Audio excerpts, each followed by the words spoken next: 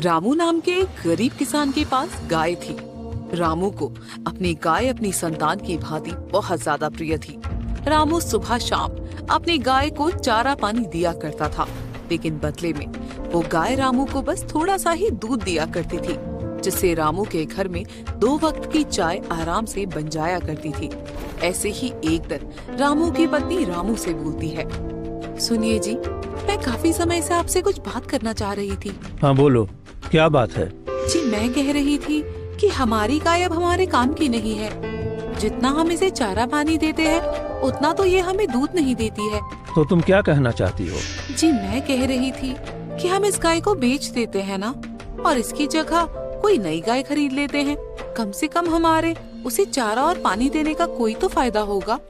तुम कैसी बातें कर रही हो पूजा? ये मेरी गाय नहीं बल्कि मेरी संतान है, और तुम मुझे अपनी संतान को बेचने के लिए बोल रही हो? देखिए, मैं जानती हूँ कि पशु जब घर में हो तो उससे लगाव हो जाता है, लेकिन अब इससे लगाव करने का कोई फायदा नहीं है। कल को अगर ये दूध देना भी बंद कर देगी ना पूजा, तब भी मैं इसे कहीं नहीं बेचूंगा। ये छोटी सी थी तब मैं इसे अपने घर लेकर आया था। जब तक इसका जीवन है ये मेरे साथ ही रहेगी। इतना कहकर रामू वहाँ से चला जाता है और आंगन में बंधी हुई गाय रामू और पूजा की सारी बातें सुनकर खुद से बोलती है, मेरे मालिक मुझे कितना प्यार करते हैं, मैं उन्हें उनकी जरूरत मुताबिक दूध भी नहीं दे पाती हूँ, फिर भी वो मुझे बेचने को तैयार नहीं है। जैसे मालिक मेरे लिए वफादार है, वैसे ही मैं उनके लिए भी हमेशा वफादार रहूंगी। दिन गुजरते चले जाते हैं। रामू तो अपनी गाय का पूरा ख्याल रखता है, लेकिन पूजा को अब घर में बंधी वो गाय बिल्कुल भी अच्छी नहीं लग रही थी। रामू आगे पीछे होता तो पूजा उस गाय को भला बुरा कहने लगती। ऐसे ही एक दिन पूजा खुद से बोलती है, मेरे पति तो इस गाय को घर से निकालेंगे नहीं, अब मुझे ही कुछ करना पड़ेगा। इतना चारा खिलाना और पानी पिलाना बेकार जा रहा है इस गाय के ऊपर। मुझे तो ये फूटी आंख नहीं सुहाती अपने घर के आंगन में। ये जाएगी तो कम से कम मैं कोई नई गाय या भैंस लेकर तो आ पाऊंगी जो मुझे दूध देगी, और फिर उसका दूध निकालकर मैं बेचकर थोड़े पैसे कमा लूंगी। रामू के गांव में ही रहने वाला राकेश नाम का एक आदमी था, जो रामू से बहुत ज्यादा चिढ़ा करता था। दरअसल रामू एक बहुत ही अच्छा आदमी था, जिस वजह से गरीब होने के बावजूद भी यदि रामू गांव में किसी से मदद मांगता तो कोई भी उसे मना नहीं करता था। पूरे गांव में अमीर लोगों से भी ज्यादा इज्जत गरीब रामू की थी, और यही चीज राकेश को बिल्कुल भी अच्छी नहीं लगती थी। उसे इस बात की बहुत अच्छे से खबर थी कि रामू की पत्नी अपने घर में बंधी हुई गाय को बिल्कुल भी पसंद नहीं करती है, और वो कहीं न कहीं उस गाय को अपने घर से निकालने की कोशिश कर रही है।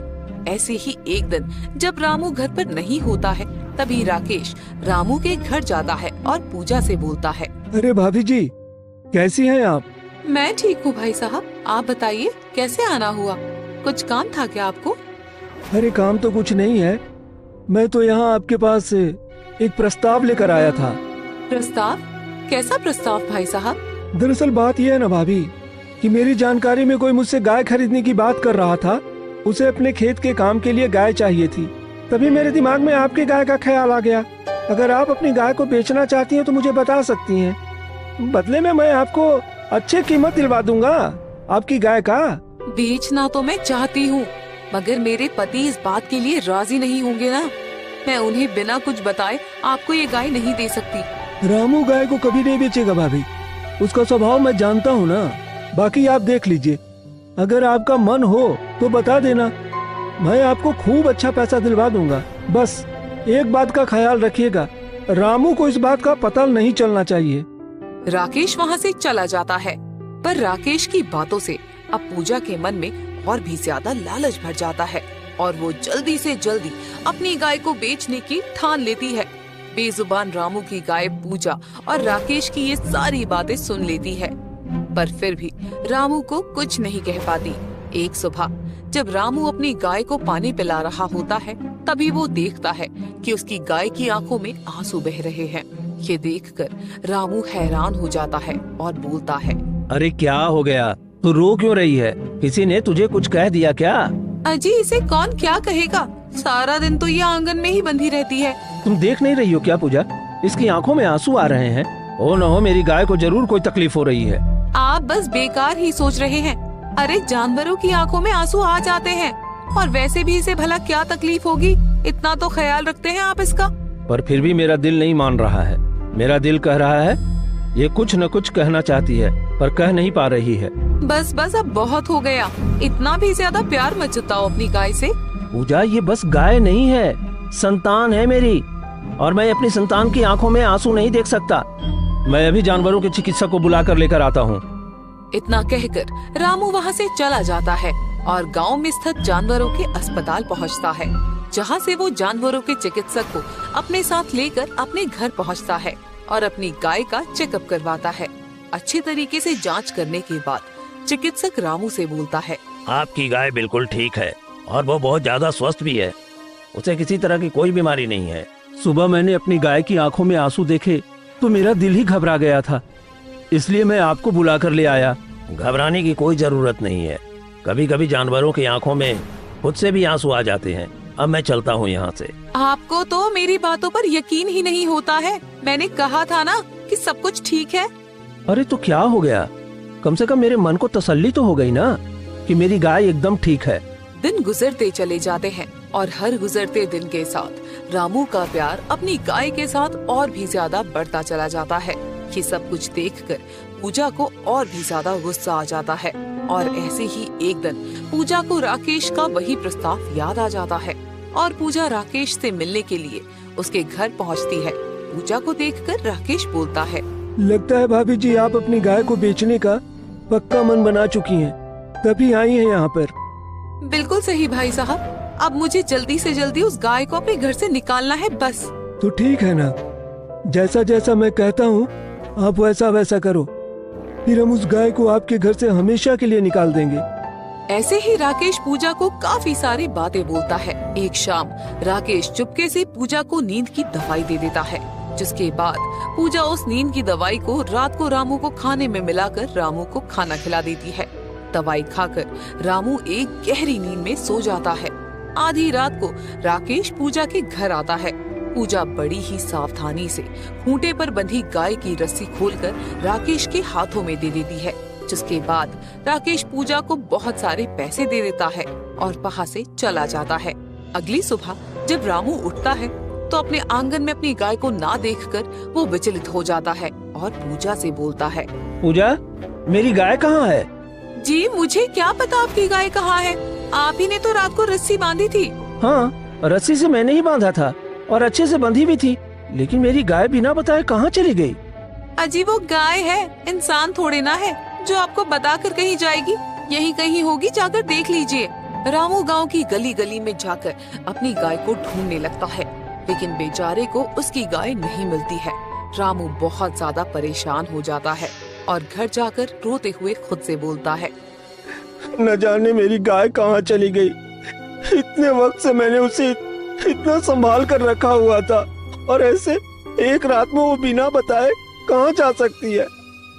पता नहीं इस हाल में होगी। देखिए आप इतना रोइए मत, हो सकता है कि वो आपको खुद ही छोड़कर जाना चाहती हो, इसलिए चली गई मौका मिलते ही। ऐसा नहीं हो सकता, मुझे मेरी गाय पर पूरा भरोसा है। आजकल इंसान का इंसान पर भरोसा नहीं है और आप एक जानवर पर भरोसा कर रहे हैं। अगर उसे घर वापस आना होगा तो वो आ जाएगी, आप रोना बंद कर दीजिए अब।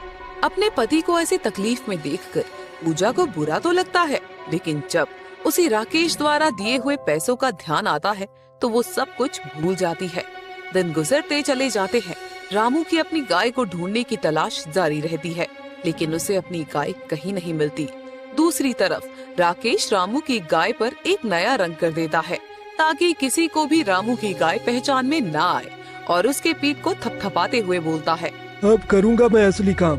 अब रामू की गाय से ही मैं रामू को बर्बाद करूँगा। बहुत मसीहा बनता है ना गांव वालों का, अब पता चलेगा उसे कि ज्यादा मसीहा बनने का क्या नतीजा होता है।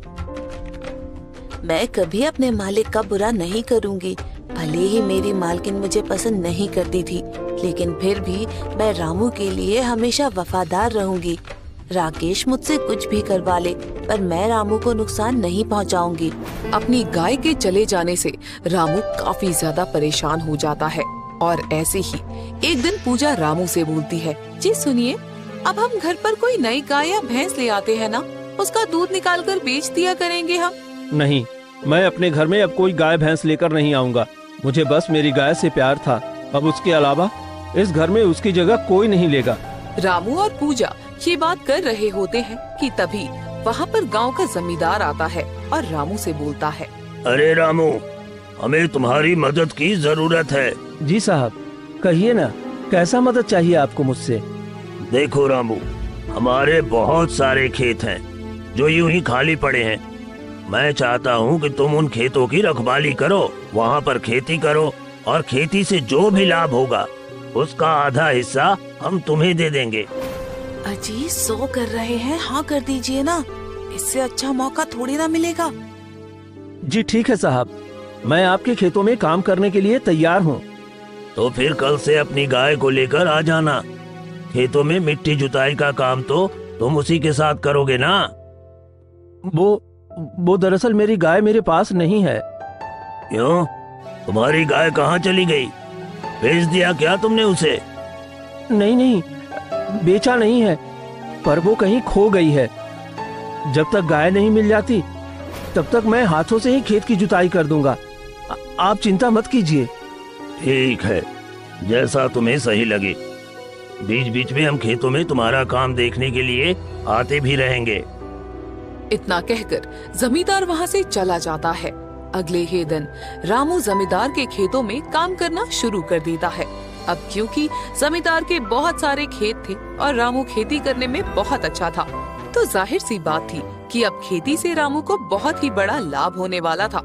रामू दिन रात एक करके खेतों पर मेहनत कर रहा था। ऐसे ही एक दिन रामू जब जमींदार के खेतों पर काम कर रहा होता है, तब राकेश उसकी गाय को लेकर वहाँ पहुँचता है। लेकिन रामू रंग बदलने की वजह से अपनी गाय को पहचान नहीं पाता है और राकेश बोलता है, क्या बात है रामू, जमींदार जी की खेत खरीद लिए क्या तूने? अरे नहीं, बस मैं तो यहाँ काम कर रहा हूँ। क्या बात है, खेती में तो मैं तुमसे बहुत अच्छा हूँ। गांव के और भी लोग बहुत अच्छे हैं, पर जमींदार ने बस तुझे ही कहा यहाँ पर खेती करने के लिए। अब इसमें मैं क्या कर सकता हूँ भाई, ये तो जमींदार जी की इच्छा है, उनकी मर्जी, वो किससे काम करवाते हैं नहीं करवाते हैं। सब जानता हूँ मैं। इस खेती से होने वाला लाभ तुम्हें बहुत ज्यादा तरक्की दे देगा, लेकिन मैं तुम्हें ये सारा लाभ लेने नहीं दूंगा। वैसे ये गाय किसकी है? अरे ये तो मेरी गाय है, 2 दिन पहले ही खरीद कर लाया हूँ। अच्छा, इसे देखकर मुझे अपनी गाय की याद आ गई। पता नहीं मेरी गाय कहाँ चली गई है। उसका तो मुझे नहीं पता, पर ये तो मेरी गाय है। अच्छा चलो चलता हूँ मैं यहाँ से।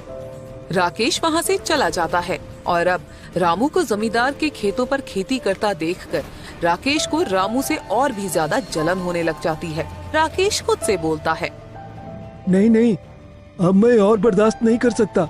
मुझे जल्दी इस रामू का कुछ न कुछ तो करना ही होगा। ये फसल तो मैं बर्बाद करके रहूंगा और फिर जमींदार रामू को काम से निकाल देंगे और बदले में सारा काम मुझे दे देंगे और मैं उसे खेती से बहुत सारा लाभ दूंगा और फिर मेरे पास पैसा ही पैसा होगा। राकेश की ये सारी बातें गाय सुन रही होती है, जो अपने आप से बोलती है, कितना दुष्ट है ये राकेश।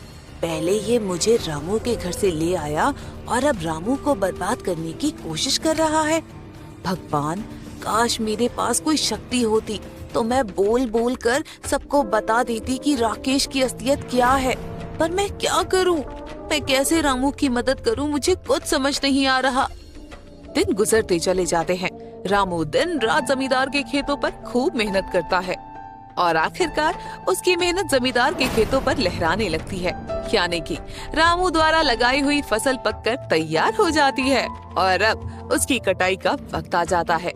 जमींदार रामू द्वारा की हुई खेती को देखकर बहुत ज्यादा खुश होता है और रामू को शाबाशी देते हुए बोलता है, बहुत अच्छी खेती की है तुमने इस बार, तो बहुत अच्छी कीमत भी मिलेगी। मैं तुम्हारे काम से बहुत खुश हूँ और मैं चाहता हूँ अब मेरे बाकी के खेतों का काम भी तुम ही संभालो। तो वैसे भी तुमसे ज्यादा वफादार और बढ़िया आदमी मुझे कहीं और नहीं मिलेगा। जी ठीक है साहब, जैसा आप चाहें।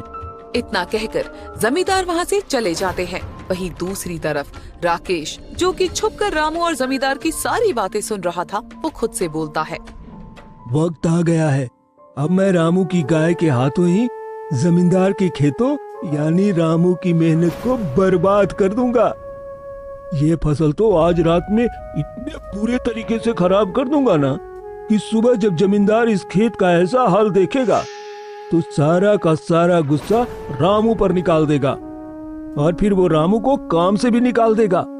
और ऐसे में मैं वहां पर पहुंचूंगा और रामू के हाथों से सारा काम छीनकर अपने नाम कर लूंगा। ऐसे ही उस रात राकेश रामू की गाय को लेकर जमींदार के खेतों में जाता है और उस गाय पर बैठकर फसल को रौंदने की कोशिश करता है, लेकिन रामू की गाय जमींदार के खेतों पर चलने को तैयार ही नहीं होती है। राकेश बार बार कोशिश करता है, लेकिन गाय जोर जोर से आवाज करने लगती है और खेतों पर चलने को तैयार नहीं होती। राकेश को गुस्सा आ जाता है और वो अपने हाथ में पड़े हुए डंडे से रामू की गाय की पिटाई करना शुरू कर देता है। रामू की गाय पूरी तरीके से दर्द में कराहने लगती है और वहाँ से भाग जाती है। राकेश गाय को पकड़ने के लिए उसके पीछे पीछे भागता है। भागते भागते गाय रामू के घर पहुँच जाती है और जोर जोर से आवाज करने लगती है। तभी रामू और पूजा निकलकर घर से बाहर आते हैं और रामू गाय को देखकर बोलता है, अरे तुम तो राकेश की गाय हो ना, तो इस वक्त यहाँ क्या कर रही हो? गाय घर के भीतर आती है। जिस जगह रामू अपनी गाय को नहलाया करता था उस जगह जाकर खड़ी हो जाती है। जहाँ पहले से ही थोड़ा पानी भरा हुआ था, गाय उसमें बैठ जाती है, जिस वजह से उस पर लगाया हुआ काला रंग उतरकर बहने लगता है। ये देखकर रामू हैरान हो जाता है। इसके बाद रामू एक के बाद एक बाल्टी भरकर उस गाय पर पानी डालता है और आखिरकार रामू को अपनी गाय की पहचान हो जाती है और वो उसे गले लगाकर बोलता है, अरे तुम तो मेरी गाय हो, मैं तुम्हें कहाँ कहाँ नहीं ढूंढा, तुम बिना बताए कहाँ चली गई थी और तुम्हारा ये हाल किसने किया? गाय जोर जोर से अपना सिर हिलाने लगती है। तभी रामू बोलता है, क्या बात है? क्या तुम मुझे कुछ बताना चाहती हो, कुछ कहना चाहती हो? क्या मैं तुम्हारे साथ चलूं? कोई परेशानी में है? रामू की ये बात सुनकर गाय अपना सर हाँ करके हिलाने लगती है, जिसके बाद गाय रामू को लेकर जमींदार के खेतों में पहुंचती है, जहां पर राकेश हाथों में मशाल लिए फसल को आग लगाने वाला था। तभी गाय जल्दी से भाग कर जाती है और राकेश पर वार करती है, जिससे राकेश के हाथों से मशाल छूटकर जमीन पर गिर जाती है और रामू बोलता है, ये सब तुम क्या कर रहे हो राकेश? जानते भी हो कि फसल मैंने कितनी मेहनत से लगाई है और तुम इसे जलाने की कोशिश कर रहे हो? हाँ, जलाने की कोशिश कर रहा हूँ। और ये गाय तुम्हारे पास कहाँ से आ गई? इसका काला रंग उतर कैसे गया? इसका मतलब कि मेरी गाय पर काला रंग तुमने किया था। इतने दिनों से तुम मेरी गाय को लेकर घूम रहे थे और मुझे इस बात का पता भी नहीं था। सच सच बताओ राकेश कि पूरी बात क्या है, वरना मैं अभी अभी जमींदार को बुलाकर तुम्हारी सारी हरकतें बता दूंगा। जमींदार के डर से राकेश रामू को सारी बातें बता देता है, किस तरह उसने उसकी गाय को घर से निकाला और पूजा ने उसमें उसका पूरा साथ दिया। गुस्से में बौखलाया हुआ रामू राकेश और अपनी गाय के साथ घर पहुंचता है, जहां पूजा रामू का इंतजार कर रही होती है। रामू पूजा की गाल पर खींचकर एक तमाचा मारता है और उसे सारी बात बताता है और बोलता है, पूजा तुम्हें जरा सा भी शर्म नहीं आई ये सब करते हुए? अरे मैंने तुमसे कितनी बार कहा था, ये गाय मेरे लिए मेरी संतान के बराबर है और तुमने मेरी संतान को चंद पैसों के लिए इस लालची आदमी को बेच दिया। मुझे माफ कर दीजिए जी, मुझसे बहुत बड़ी गलती हो गई। लालच में आकर मैं बहक गई थी। अरे सीखो कुछ इस बेजुबान गाय से, ये कितनी वफादार है। न जाने कितना कष्ट सहा होगा इसने राकेश के हाथों, लेकिन फिर भी इसने जमींदार के खेतों को बर्बाद करने में राकेश का साथ नहीं दिया। और तुम मेरी धर्म पत्नी हो, फिर भी मेरे साथ बेवफाई की। लेकिन इस गाय ने कष्ट सहने के बाद भी मेरे साथ वफादारी की। बोलो, क्या अभी भी मेरा इस गाय से प्रेम करना गलत है? रामू की ये बात सुनकर पूजा का सर शर्म से झुक जाता है और राकेश भी वहाँ से चला जाता है। और उस दिन के बाद फिर कभी भी रामू को या उसकी गाय को नुकसान पहुंचाने के बारे में नहीं सोचता। सारी घटना के बाद पूजा भी गाय की वफादारी से भली भांति परिचित हो जाती है और अब रामू की तरह ही पूजा भी गाय को अपनी संतान बराबर ही प्यार करने लगती है। आधी रात का समय था। अपने साड़ी के पल्ले में एक छोटी सी मिट्टी की गाय को छिपाए वृंदा चुपचाप चलती जा रही थी। पूर्णिमा की रात की वजह से चांद की रोशनी चारों तरफ फैली हुई थी। वृंदा अपने कदमों की रफ्तार को धीरे धीरे और तेज करती जा रही थी। चलते चलते वृंदा एक आश्रम में पहुंच जाती है, जहां पर एक साधु बाबा हवन कुंड के आगे बैठकर तेज तेज मंत्र उच्चारण कर रहे होते हैं। वृंदा जल्दी से अपनी मिट्टी की गाय को हवन कुंड के एक तरफ रखती है और हाथ जोड़ते हुए बोलती है, आपने जैसा जैसा कहा था साधु बाबा, मैंने सब वैसा वैसा किया। अब इस मिट्टी की गाय का क्या करना है, आप ही मुझे बताएं। थोड़ा सा और धैर्य रखो। अब हम इस मिट्टी की गाय को अब एक चमत्कारी गाय में बदल देंगे, जिससे तुम्हारा पूरा जीवन परिवर्तित हो जाएगा। किसी गांव में वृंदा नाम की एक बहुत ही ज्यादा बूढ़ी महिला रहा करती थी। वृंदा के आगे पीछे उसकी देख रेख करने वाला कोई भी नहीं था। बेचारी को खुद ही इधर उधर लोगों के घरों में कामकाज करके अपना गुजारा करना पड़ रहा था। कभी उसे खाना मिल जाता तो कभी उसे भूखे ही सोना पड़ता था, पर इस बात की शिकायत वो कभी भी किसी से नहीं किया करती थी। हर सुबह की तरह आज भी सुबह वृंदा उठी और नहा धोकर उसने मंदिर में पाठ पूजा की, जिसके बाद वो अपने घर के छोटे मोटे कामों में लग गई। तभी उसके घर के दरवाजे पर कमला नाम की एक औरत आती है और आवाज लगाते हुए वृंदा से कहती है, अरे वृंदा काकी, कहाँ हैं आप? हाँ कमला बेटा, बोलो क्या काम है तुम्हें? अरे मैं ये कहने आई थी कि आज मेरे घर पर मेरी ननद के रिश्ते वाले आ रहे हैं, तो बहुत सारा काम है। अगर आप मेरे घर जाकर थोड़ा सा काम करवा दें तो बदले में मैं आपको 2 वक्त का खाना और थोड़े पैसे दे दूंगी। हाँ हाँ ठीक है, मैं आ जाऊंगी। ठीक है, तो आप समय से आ जाना। देरी हुई तो फिर खाना और पैसा दोनों ही नहीं दूंगी। नहीं नहीं, मैं समय से आ जाऊंगी, चिंता मत करो। इतना कहकर कमला वहाँ से चली जाती है और कुछ वक्त बाद वृंदा अपने घर का काम खत्म करके कमला के घर जाती है। कमला के घर खूब सारे मेहमान आए हुए थे। वृंदा सभी के लिए चाय, नाश्ता, खाना आदि जैसे सारे काम करती है। शाम को सभी मेहमान चले जाते हैं और कमला कुछ पैसे और थोड़ा सा खाना वृंदा को देते हुए बोलती है, ये लो तुम्हारा 2 वक्त का खाना और ये पैसे। वैसे इतना अच्छा काम तो तुमने किया नहीं था काकी, पर कोई बात नहीं, रख लो, मैं समझूंगी कि मैंने किसी को दान दे दिया। तुम्हारा बहुत बहुत धन्यवाद बेटा, तुमने मेरे बारे में इतना भी सोचा, ये भी बहुत है। वृंदा खाना और पैसे लेकर घर पर आ जाती है। दरअसल इस बुढ़ापे में भी वृंदा को किसी के आगे हाथ फैलाकर खाना बिल्कुल भी मंजूर नहीं था। वृंदा को उसके बुढ़ापे में मेहनत करके अपने हाथों से कमा कर खाना बहुत पसंद था। इसलिए चाहे किसी के भी घर का काम हो या कोई अन्य काम हो, वृंदा हर काम को करने के लिए तैयार रहा करती थी। मेहनत करके कमाई हुई उस रोटी को वृंदा बड़े ही चाव से खाती है और अपना पेट भरकर सो जाती है। दिन गुजरते चले जाते हैं, लेकिन वृंदा के हालातों में कोई सुधार नहीं आता है। तब बढ़ती उम्र के साथ साथ उसकी तबीयत भी खराब होने लगती है, पर फिर भी बेचारी अपना पेट भरने के लिए हर दिन काम की तलाश करती ही रहती थी। ऐसे ही एक दिन वृंदा काम की तलाश में एक ठेले पर पहुंचती है और एक ठेले वाले से बोलती है, बेटा मुझे अपने यहाँ पर काम पर रख लो, मैं तुम्हारे ठेले पर ग्राहकों के जूठे बर्तन धो दिया करूँगी।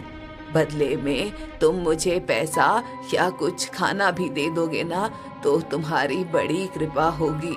ठेले वाला वृंदा की बात सुनकर उसे काम देने से मना कर देता है। वृंदा उस ठेले वाले से लगातार प्रार्थना करती है, पर ठेले वाला उसे काम देने के लिए राजी ही नहीं होता। इस ठेले पर खड़ा एक मधुर नाम का लड़का वृंदा को गिड़गिड़ाते हुए देख रहा होता है। जैसे ही वृंदा वहाँ से जाने लगती है, तभी मधुर उसे रोकते हुए बोलता है, अम्मा रुकिए, कहाँ जा रही हैं आप? तुम कौन हो बेटा, और मुझसे ये सवाल क्यों कर रहे हो? जी, मेरा नाम मधुर है और मैं बहुत देर से देख रहा हूँ कि आप काम की तलाश कर रही हैं।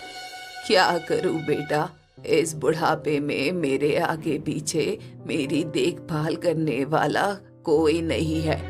लोगों के आगे हाथ फैलाकर खाना मुझे अच्छा नहीं लगता, इसलिए मैं मेहनत करके खाना चाहती हूँ। लेकिन इतनी उम्र में आपको कोई भी काम नहीं देगा अम्मा, ऐसे तो आप भूखे ही मर जाएंगी। बेटा, अगर किस्मत में भूखे मरना लिखा होगा तो फिर भूखी ही मर जाऊंगी। ईश्वर की मर्जी के आगे किसकी चलती है भला। आप चाहें तो मैं आपको काम दिलवा सकता हूँ जिसमें आपको ज्यादा मेहनत भी नहीं करनी पड़ेगी और आपको आपके हक की कमाई भी मिल जाएगी। हाँ बेटा, अगर तुम मेरी मदद कर दोगे तो मैं तुम्हारी बहुत आभारी रहूंगी। अरे ऐसा मत कहिए अम्मा, आपकी मदद करके तो मुझे बहुत खुशी होगी। मधुर वृंदा को अपने साथ एक बहुत बड़े जमींदार के यहाँ ले जाता है, जहाँ पर मधुर भी काम किया करता था। दरअसल मधुर जमींदार के खेतों में खेती बाड़ी उगाने और फसल की रखवाली करने का कार्य किया करता था। मधुर जमींदार से कहकर वृंदा को भी अब अपने साथ खेतों में काम पर रख लेता है। अब वृंदा मधुर के साथ मिलकर खेतों में फसल और रखवाली का काम करने लगती है। ऐसे ही एक दिन मधुर वृंदा से बोलता है, आपको पता है अम्मा, मेरे पास खुद का भी एक खेत है। तो बेटा, उसमें फसल क्यों नहीं करते हो? ऐसे किसी और के खेतों में फसल का कार्य क्यों कर रहे हो? दरअसल मेरे खेत की जमीन खेती करने लायक नहीं है अम्मा। मैंने कई बार उसमें खेती करने की कोशिश की, लेकिन न जाने मेरे खेत की जमीन में ऐसा क्या है जो फसल उगती ही नहीं। आसपास के सभी खेत बहुत अच्छे हैं, लेकिन मेरी जमीन में कोई पौधा, यहाँ तक कि घास तक नहीं होती है। ऐसी बात है क्या? तुम मुझे एक बार अपने खेतों में लेकर चलो। वृंदा के कहने पर मधुर उसे अपने खेतों में ले जाता है। वृंदा खेत की मिट्टी को अपने हाथों में लेती है और बोलती है, लगता है बेटा, तुम्हारे खेत पर किसी ने काली विद्या का प्रयोग किया हुआ है, इसलिए शायद इस पर कोई खेती नहीं हो पा रही है। पता नहीं अम्मा, मैं इन बातों को मानता भी नहीं हूँ। कोई बात नहीं, मैं एक बहुत अच्छे साधु बाबा को जानती हूँ। वो गांव के काफी दूर रहते हैं, हम उनसे इस बारे में बात कर सकते हैं। मैंने कहा तो अम्मा, मैं इन बातों को नहीं मानता हूँ। मुझे नहीं लगता कि ऐसा कुछ भी होता है। बेटा, ना मानने से क्या होता है? अगर भगवान है तो शैतान भी जरूर है।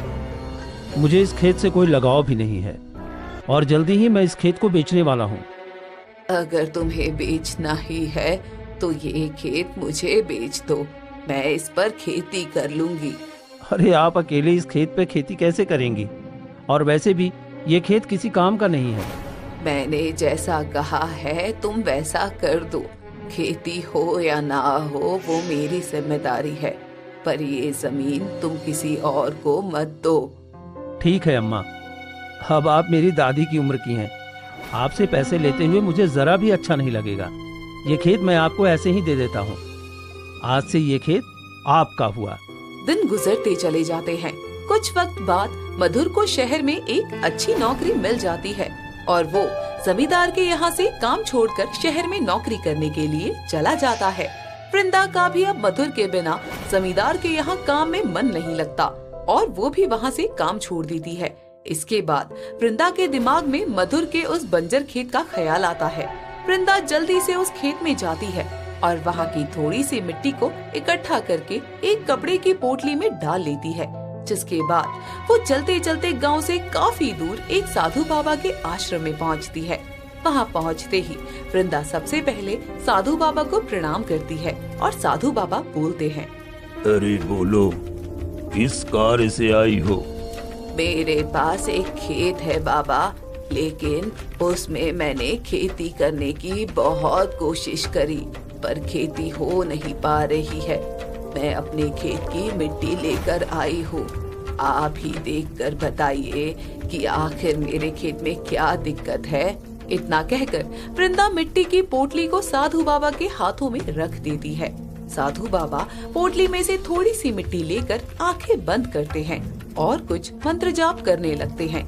इसके बाद साधु बाबा तुरंत आंखें खोलते हैं और बोलते हैं, इस मिट्टी पर काली विद्या का प्रयोग किया गया है, इसलिए इस मिट्टी का ये हाल है।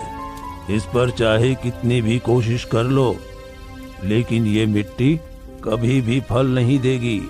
तो फिर मैं क्या करूं बाबा? इस बुढ़ापे में मेरे पास बस इसी खेत का सहारा है। आप ही बताइए कैसे मैं इस काली विद्या का काट करूं? आने वाले पूर्णिमा की रात को तुम अपनी इसी बंजर मिट्टी की एक छोटी सी गाय बनाना। रात के समय जब पूर्णिमा के चांद का प्रकाश चारों ओर फैला होगा, तब तुम उस मिट्टी की गाय को सबकी नजरों से छुपाकर मेरे पास ले आना। उसके आगे मैं तुम्हें बताऊंगा कि क्या करना है। इतना कहकर साधु बाबा वृंदा को वहाँ से जाने के लिए कह देते हैं। वृंदा साधु बाबा के कहे अनुसार ठीक वैसा ही करती है। आने वाली पूर्णिमा की रात को वृंदा अपने बंजर खेत की मिट्टी से एक छोटी सी मिट्टी की गाय बनाती है और आधी रात का समय होता है। अपनी साड़ी के पल्ले में छोटी सी मिट्टी की गाय को छुपाए हुए वृंदा चुपचाप चलती जाती है। पूर्णिमा की रात की वजह से चांद की रोशनी चारों तरफ फैली हुई थी। वृंदा अपने कदमों की रफ्तार को धीरे धीरे और तेज करती जाती है। चलते चलते वृंदा साधु बाबा के आश्रम में पहुंच जाती है, जहां पर साधु बाबा हवन कुंड के आगे बैठकर तेज तेज मंत्र का उच्चारण कर रहे होते हैं। वृंदा जल्दी से अपनी मिट्टी की गाय को हवन कुंड के एक तरफ रखती है और हाथ जोड़ते हुए बोलती है, आपने जैसा जैसा कहा साधु बाबा, मैंने सब वैसा वैसा किया। अब इस मिट्टी की गाय का क्या करना है, आप ही मुझे बताएं। थोड़ा सा और धैर्य रखो। हम इस मिट्टी की गाय को अब एक चमत्कारी गाय में बदल देंगे, जिससे तुम्हारा पूरा जीवन परिवर्तित हो जाएगा। इतना कहकर साधु बाबा आंखें बंद कर वृंदा को भगवान का ध्यान करने के लिए बोलते हैं। लगातार कई घंटे तक मंत्र का उच्चारण चलता रहता है। ब्रह्म मुहूर्त का समय हो जाता है। साधु बाबा वृंदा को आंखें खोलने के लिए कहते हैं और जैसे ही वृंदा आंखें खोलती है तो उसके द्वारा लाई हुई मिट्टी की वो छोटी सी गाय अब वहाँ पर नहीं थी, बल्कि हवन कुंड में थोड़ा दूरी पर एक बहुत ही सुंदर सी सफेद रंग की गाय खड़ी हुई थी, जिसके गले में सोने की घंटी लटक रही थी। तभी साधु बाबा बोलते हैं, ये लो, ये है एक चमत्कारी गाय। इस गाय को तुम अपने इस खेत में ले जाओ। जैसे जैसे इस गाय के कदम उस खेत की मिट्टी को छुएंगे, उस काली विद्या का काट अपने आप हो जाएगा और वो खेत बंजर से खुशहाल हो जाएगा। आपका बहुत बहुत शुक्रिया बाबा जी। किंतु याद रहे, किसी को भी इस गाय के चमत्कार के बारे में पता नहीं चलना चाहिए। यदि ऐसा हुआ तो ये गाय उस इंसान की जान भी ले सकती है। लालच और छल से गाय पर कभी काबू नहीं पाया जा सकता है। साधु बाबा की बात सुनकर वृंदा चमत्कारी गाय को अपने साथ ले जाती है।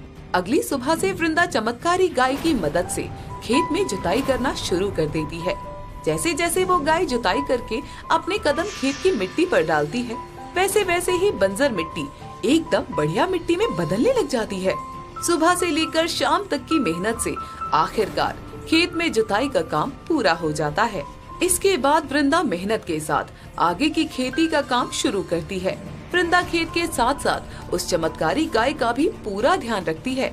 देखते ही देखते उस खेत में गेहूं की अच्छी खासी फसल लहलहाने लगती है। पहली फसल की कटाई के बाद वृंदा उस फसल को बेचकर अच्छे पैसे कमा लेती है और उस फसल का कुछ हिस्सा अपने लिए भी रख लेती है। एक लंबा वक्त गुजर जाता है और अब वृंदा के पास उस खेत के अलावा भी बहुत सारी जमीन थी। वो सारे खेतों में अपनी चमत्कारी गाय से ही खेती करवाया करती थी। ऐसे ही एक दिन जब मधुर शहर से अपने गांव आता है, तभी वो वृंदा से मिलने के लिए आता है।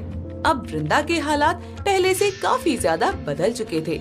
ये सब देखकर मधुर हैरान हो जाता है। घर के बाहर चमत्कारी गाय मधुर को देख अपने गले की घंटी को तेज तेज बजाने लगती है। वृंदा बाहर आती है और मधुर को देखकर बोलती है, अरे मधुर बेटा, तुम यहाँ? हाँ अम्मा, तुमसे मिलने का बहुत मन हो रहा था, तो बस इसीलिए चला आया गांव। आओ आओ, घर के अंदर चलो। अम्मा, इतना बड़ा चमत्कार कैसे हो गया? आपका टूटा फूटा घर इतना अच्छा कैसे हो गया? इतना सारा पैसा आपके पास कैसे आया? बस ईश्वर की देन है बेटा। और ये गाय, ये क्या आपकी है?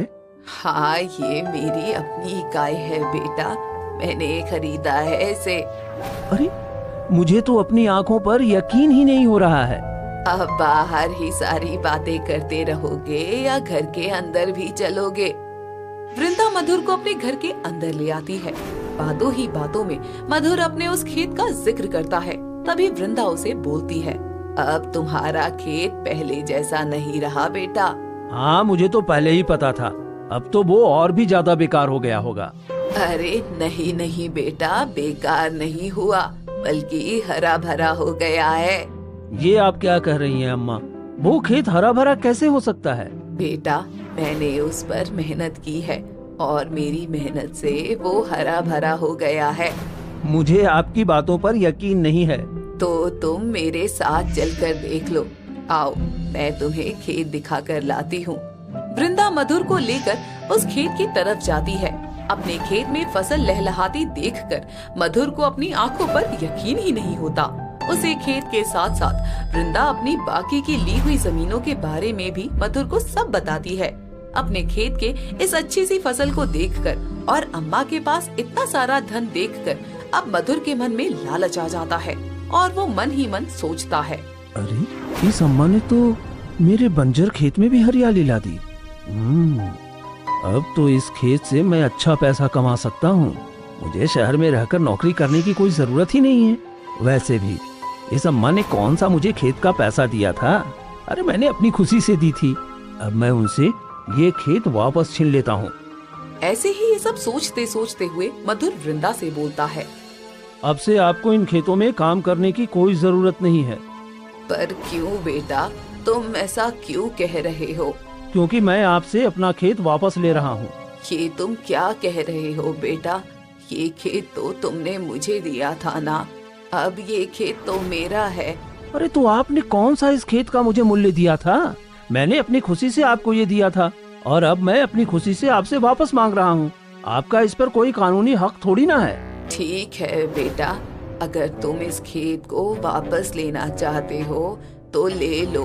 मेरे पास जो बाकी की जमीन है मैं उस पर खेती कर लूंगी। वृंदा बिना किसी लड़ाई झगड़े के मधुर को उसका खेत वापस दे देती है और अपने बाकी की जमीनों पर खेती का काम चालू रखती है। मधुर के खेत में जो खेती चमत्कारी गाय की वजह से हुई थी, उस फसल की कटाई के बाद मधुर को अच्छे पैसे मिल जाते हैं। लेकिन जब दोबारा वो उस जमीन पर खेती करने लगता है तो फिर से सब कुछ पहले जैसा ही हो जाता है। वहीं दूसरी तरफ वृंदा अपनी चमत्कारी गाय से जिन खेतों में कार्य कर रही थी, उसमें सामान्य फसल से ज्यादा जल्दी फसल उत्पन्न हो रही थी। ये सब कुछ देखकर मधुर बहुत ज्यादा हैरान हो गया था। एक दिन मधुर खुद से बोलता है, हो न हो अम्मा के पास कोई न कोई ऐसी ताकत जरूर है कि वो जिस जमीन को हाथ लगाती है उसी में खेती होना शुरू हो जाता है। मुझे अम्मा पर नजर रखकर उसकी ताकत के बारे में पता लगाना होगा। एक बार अगर मुझे उनका राज पता चल गया फिर तो मैं बहुत ज्यादा धनवान हो जाऊंगा। इतना कहकर मधुर वृंदा पर नजर रखना शुरू कर देता है और इसी दौरान उसे वृंदा की चमत्कारी गाय का पता चल जाता है। एक रात जब वृंदा गहरी नींद में सोई हुई होती है, तभी मधुर चमत्कारी गाय को चुराने के इरादे से वृंदा के घर में चोरों की तरह दाखिल हो जाता है। वो आहिस्ता से खूंटी पर बनी हुई चमत्कारी गाय की रस्सी को खोलता है और उसे अपने साथ ले जाने लगता है। धीरे धीरे मधुर उस गाय को लेकर अपने साथ घर ले जाता है, लेकिन जैसे ही वो पीछे मुड़कर देखता है तो वो चमत्कारी गाय अब एक बहुत ही बड़े गुस्सैल बैल में परिवर्तित हो चुकी थी, जिसे देखकर मधुर के तो तोते ही उड़ जाते हैं। तभी वो बैल बोलता है, तुझे क्या लगा था कि तेरे जैसा लालची इंसान अपनी लालच को पूरा करने के लिए वृंदा के घर से मुझे अपने साथ ले जाएगा और मैं तेरा गुलाम हो जाऊंगा। देखो, मुझे माफ कर दीजिए, मैं आपको वापस वहीं छोड़ता हूँ। मुझे माफ कर दीजिए, मुझे माफ कर दीजिए। तेरे जैसे दुष्ट इंसान को कोई माफी नहीं मिलेगी। लालच के चलते तूने वृंदा से उसका खेत छीन लिया जिस पर उसने दिन रात मेहनत की। तेरे लिए तो वो जमीन बंजर थी ना, लेकिन उसे हरा भरा देखकर तूने उसे वृंदा से छीन लिया। सजा तो तुझे मिलकर रहेगी। इतना कहकर वो बैल मधुर को उठाकर जोर जोर से पटकने लगता है। भागते भागते मधुर वापस से वृंदा के घर पहुंच जाता है। शोर की आवाज सुनकर वृंदा घर से बाहर आती है तो देखती है कि मधुर जख्मी हालत में घर के आंगन में गिरा हुआ है और हाथ जोड़कर बोलता है, अरे मुझे माफ कर दो अम्मा, मैं आपकी चमत्कारी गाय को चोरी चुपके आपसे दूर ले जा रहा था, लेकिन आपकी ये चमत्कारी गाय तो इस गुस्सैल बैल में परिवर्तित हो गई और मुझे मारते मारते यहाँ तक लाई।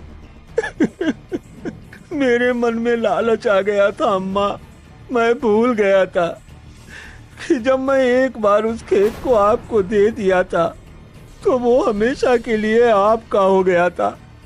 मुझे उसे आपसे वापस नहीं लेना चाहिए था। कोई बात नहीं बेटा, तुम्हें तुम्हारी गलती का एहसास हो गया है, यही बहुत बड़ी बात है। चमत्कारी गाय, इसे माफ कर दो, मुझे इससे कोई नाराजगी नहीं है। वृंदा के इतना कहते ही वो गुस्सैल बैल वापस से चमत्कारी गाय के रूप में परिवर्तित हो जाता है। वृंदा वापस से अपनी चमत्कारी गाय को खूंटे से बांध देती है। अगली सुबह मधुर फिर से शहर चला जाता है और जाकर अपना कार्य करने लग जाता है और हमेशा के लिए चमत्कारी गाय का राज एक राज ही बनकर रह जाता है।